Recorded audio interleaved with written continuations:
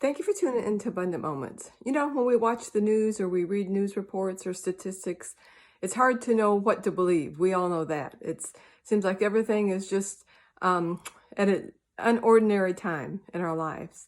But one thing that I do know is there are a lot of people today that are suffering from anxiety.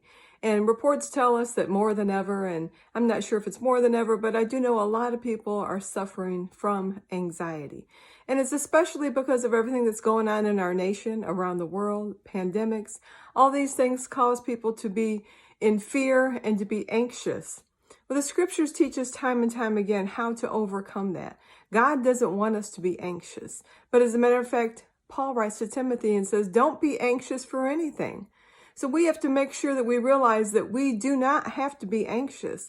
Although anxiety will try to come in, thoughts will try to come in, we do not have to keep those thoughts. We don't have to meditate on those thoughts, give them place in our mind, but what we have to learn to do is to cast them down. He goes on to tell us that we need to make sure that we take everything to the Lord in prayer with supplication and thanksgiving.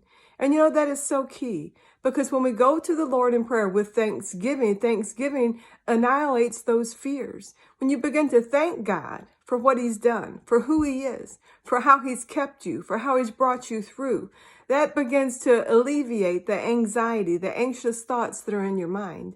So we have to make sure that we guard our minds. We have to make sure that we take control of our thoughts and we don't allow anxious thoughts to stay there. And if you have, you need to start casting them down.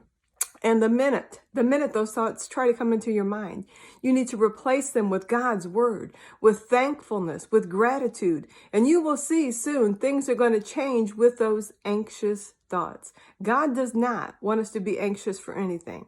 Jesus said, do not let your heart be troubled. So that means we have the ability to stop it. So let's stop those thoughts and let's meditate in God's word. Let's be grateful and thankful for who he is and what he's done and what he is continuing to do in our lives. Thank you for tuning in.